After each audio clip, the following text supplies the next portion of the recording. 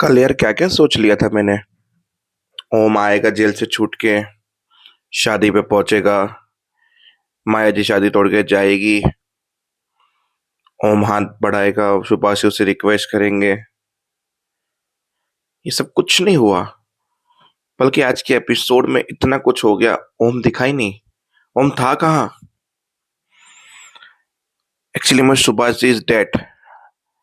ईशा के पिता मर चुके हैं और आज के एपिसोड में अंतिम संस्क्रिया भी हो जाएगी आज के एपिसोड में। मतलब यार, ये नहीं सोचा था कि यार कहानी में इतना बड़ा ट्विस्ट आ जाएगा।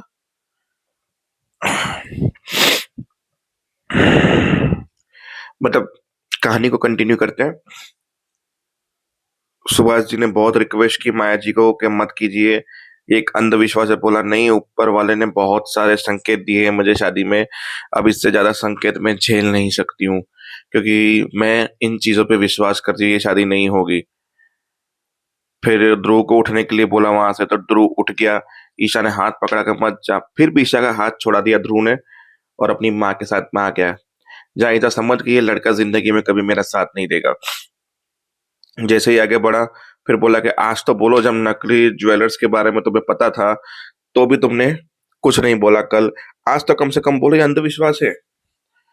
बोला मैं मेरी माँ के अगेंस्ट नहीं जा सकता। बोला पापा, मुझे ऐसे लड़के से शादी ही नहीं करनी है जो आज इतना छोटी चीज पे मेरे को सपोर्ट नहीं करा, कल को बड़ी चीज हो जाएगी, मुझे छोड़ के चला जाएगा ये इंसान तो।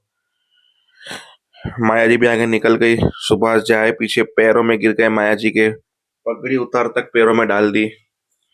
पर माया जी नहीं रुकी, माया जी तोड़ के चली गई और गायत्री मजे ले रही है वहां पे।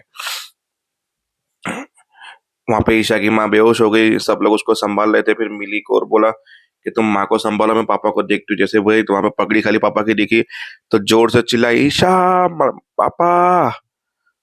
फिर भागते हुए कमरे में गई, उसकी माँ उठी। ईशा इतनी जोर से क्यों चिल्लाई, कुछ अनहोनी तो नहीं हो गई? तो सब लोग उसके पीछे भागे तो देखा ईशा कमरे में जा रही है।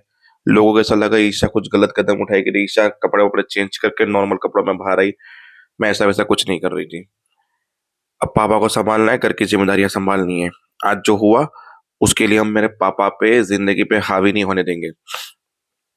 पापा कहाँ हैं? गुमनाम सामने बोला कहीं निकल गए। तो रास्ते पे जा रहे माया जी की बातें याद कर रहे हैं। जैसे तैसे करके घर पे पहुंचे और घर की उसी चौखट पे खड़े रहे जब पहले एपिसोड में खड़े रहे थे। उसके दोस्त की बीवी जो उससे बददुआ दे रही थी और वो ऊपर खड़े थे। जो घमंड है ना, वो चूर चूर हो जाएगा तुम्हारा। देख लिया, अपनी बेटी के भाग्य में तूने ही खोट डाल दी। तूने ही अपने कर्जे के चक्कर में अपनी बेटी की जिंदगी बर्बाद कर दी। अपनी बेटी की नसीब में दुख लिख दिए। मंडप से छोड़ी हुई लड़की है। कौन भी आएगा अब तेरी बेटी को? तेरे घमंड में ये वो पूरा उन दोनों के रिपीट टेलीकास्ट दिखाया गया और उस नए नए ताने दिखाए गए जो सुभाष को घा कर गए। फिर भी सारे लोग पीछे पहुंचे। उसको सुभाष को संभाला।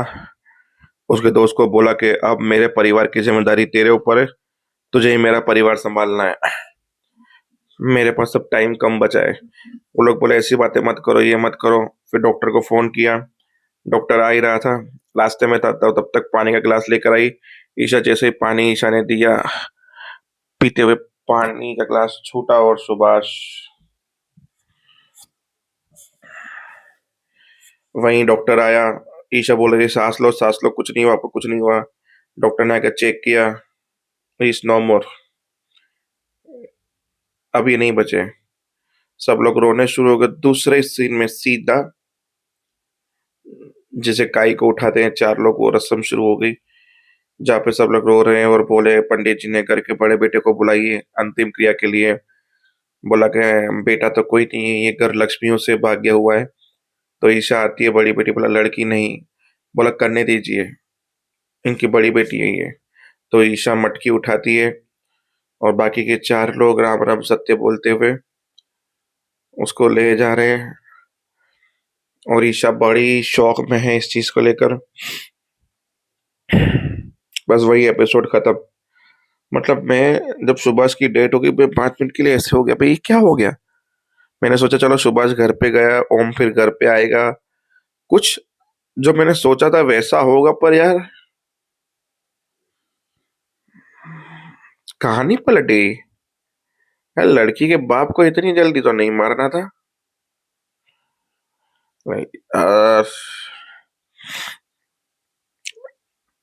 देखो ऐसा नहीं है कि सीरियल है मैं इमोशनल हो रहा हूँ।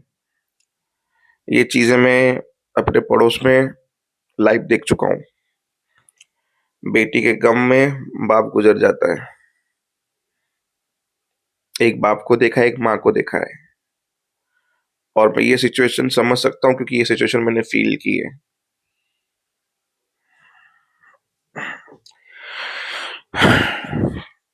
इसलिए ऐसे मामलों में सोच समझ के फैसला लेना चाहिए।